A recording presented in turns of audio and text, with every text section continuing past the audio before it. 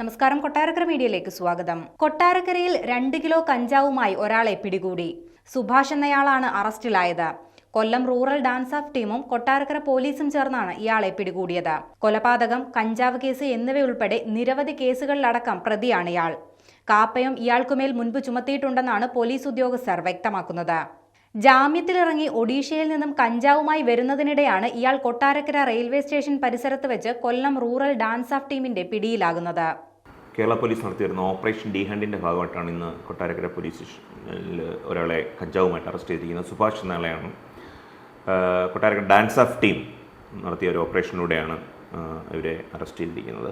ഇയാളുടെ പക്കൽ നിന്നും ഏകദേശം 2 കിലോ 62 ഗ്രാമോളം കഞ്ചാവ് പിടിച്ചെടുത്തിട്ടുണ്ട്.